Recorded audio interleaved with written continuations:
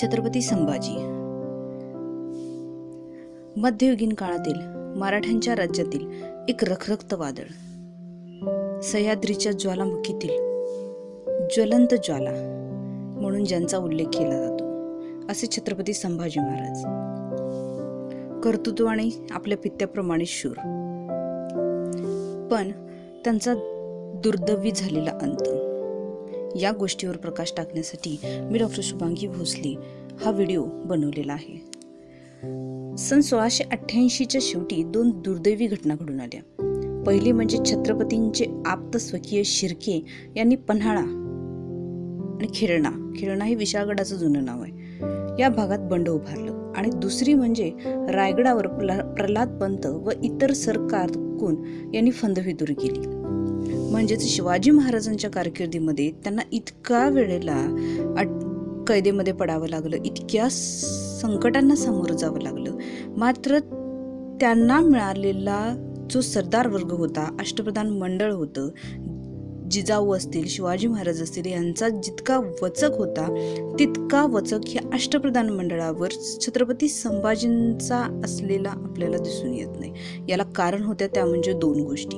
कारण ग्रहकलह, सोयराबाईंची महत्वाकांक्षा याला महत्वपूर्ण ठरली. कारण सोयराबाईंच्या राजारामाला गादीवर बसवण्याची महत्वाकांक्षा हीच अष्टप्रधान मंडळाला सतत छत्रपती संभाजींच्या विरोधामध्ये फंदफितुरी करण्यास भाग पाडत होती.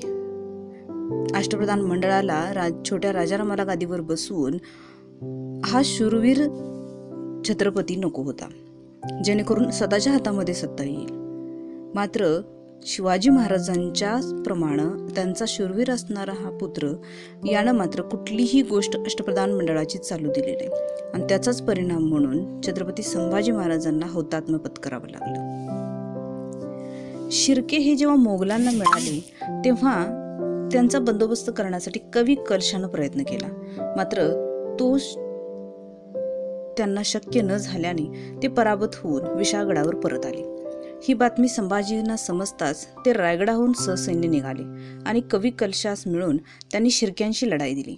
त्यात शिर्क्यांचा पराभव झाला. त्यानंतर महाराज व कवी कलश हे दोघेही विशाळगडावर आले. यानंतर दुसऱ्याच महिन्यात संभाजी महाराजांनी रायगडावरील प्रल्हाद निराजी आणि सर कारकुनांना कैद केलं. कदाचित शिर्क्यांच्या बंडाळीस त्यांना आतून पाठिंबा असावा आणि राजाराम महाराजांना गादीवर बसवण्याचा परत प्रयत्न या अष्टप्रधान मंडळाकडून चालू असावा.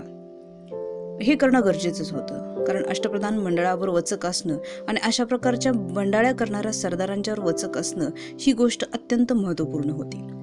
आणि म्हणूनच छत्रपती संभाजी महाराजांनी जे पाऊल उचललं ते एका दृष्ट्या राज्यकर्त्याच्या दृष्टिकोनातून अत्यंत महत्त्वपूर्ण होतं. यानंतर संभाजीराजांनी काही दिवस विशाळगडावर मुक्काम केला. जानेवारी 1689च्या सुमारास ते रायगडाकडे निघाले.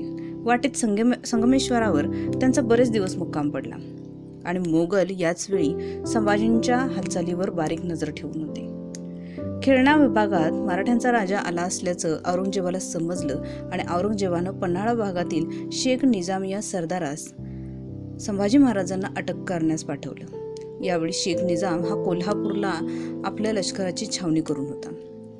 त्याला शिर्के मंडळींचं सहाय्य झालं असावं, कारण शिर्क्यांना पन्हाळा, खिळणा, संगमेश्वर या भागातील खडानं खड माहिती होती. आता यामध्ये मराठा सरदारांची मदत मिळणं मोगलांना हे अत्यंत महत्त्वपूर्ण होतं, कारण सह्याद्रीच्या कानाकोपऱ्याची माहिती ही फक्त मराठ्यांना होती. बाहेरून आलेल्या मोगलांना कुठल्याही प्रकारचा सह्याद्रीचा कुठलाही कानाकोपरा सर करणं इतक्या कमी वेळामध्ये अशक्य असणारी अशी गोष्ट होती.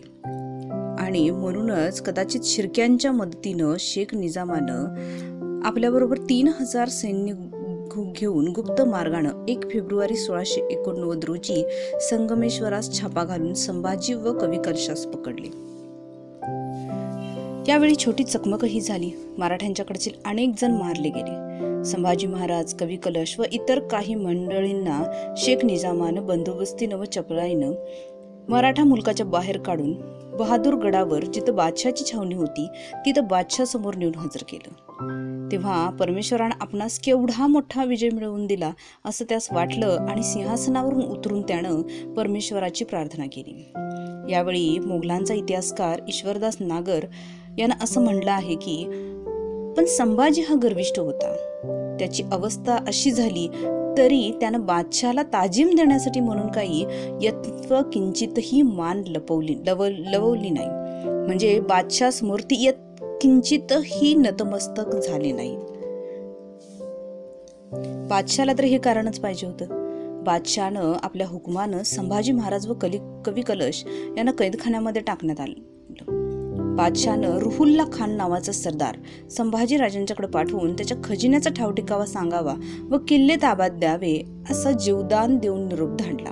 आता संभाजी महाराजांच्या संदर्भामध्ये किंवा औरंगजेबाच्या संदर्भामध्ये बऱ्याचशाच अफवा या ठिकाणी विचारल्या जातात की संभाजी महाराजांनी ना मुस्लिम धर्म स्वीकारावा अशा प्रकारची मागणी केली, तर आत्ताच्या पुराव्यांनिशी किंवा संभाजी महाराजांच्या संदर्भामध्ये जे आता सध्याचं लेखन झालं आहे त्यामध्ये अशा कुठल्याही गोष्टीचा उल्लेख आपल्याला दिसून येत नाही। त्यांच्या पुढ्यामध्ये फक्त 2च गोष्टी ठेवण्यात आल्या, ते म्हणजे की खजिन्याचा ठावठिकाणा सांगावा आणि किल्ले ताब्यात द्यावे। आणखी एक गोष्ट जी म्हणजे की मोगल सरदारांच्या पैकी मराठ्यांना कोण मदत करतं, हा एक प्रश्न बादशाहकडून विचारला गेलेला होता। मात्र याची कुठल्याही प्रकारची माहिती देणं आणि त्याचबरोबर बादशाहकडून जीवदान मिळवणं ही गोष्ट संभाजी महाराजांना न पटण्यासारखी होती आणि म्हणूनच महाराजांनी बादशाहची कठोर शब्दामध्ये निंदा केली। जेव्हा बादशाहस हे समजलं त्याच रात्री संभाजींचे 15 फेब्रुवारी रोजी डोळे काढण्यात आले आणि दुसऱ्या दिवशी कवी कलशाची जीभ तोडण्यात आली। हे लिखाण आपल्याला साकी मुस्तेद खानाच्या लिखाणामध्ये बघायला मिळतं। त्यानंतर ईश्वरदास नागर हा मोगलांचा इतिहासकार म्हणतो की संभाजीचे डोळे काढण्यात आले, पण संभाजी गर्विष्ठ आणि स्वाभिमानी होता। त्यानं त्या दिवसापासून जेवणखाण सोडलं। शेवटी बादशाहच्या आज्ञेनं त्याला वधस्थानाकडे नेण्यात आलं आणि तेथे त्याच्या शरीराचे तुकडे तुकडे करण्यात आले। तो दिवस होता 11 मार्च 1689चा।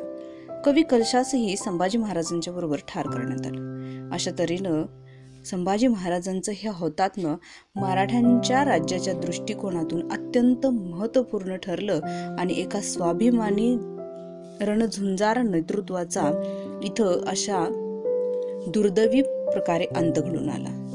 धन्य होते ते संभाजी महाराज आणि धन्य ते त्यांचे कर्तृत्व। व्हिडिओ आवडला असल्यास नक्की लाईक करा, शेअर करा, चॅनलला सबस्क्राईब केलं नसेल तर नक्की सबस्क्राईब करा, जेणेकरून आपल्यापर्यंत इतिहासातल्या अशा बऱ्याचशाच घडामोडींच्यावर मी सतत व्हिडिओ बनवत असते, ते व्हिडिओ नक्की पोचतील आणि काही घटना ज्या प्रत्यक्ष वाचता आल्या नाहीत मात्र काही नवीन लेखणीतून बाहेर आलेल्या आहेत ते आपल्यापर्यंत पोचतील। धन्यवाद।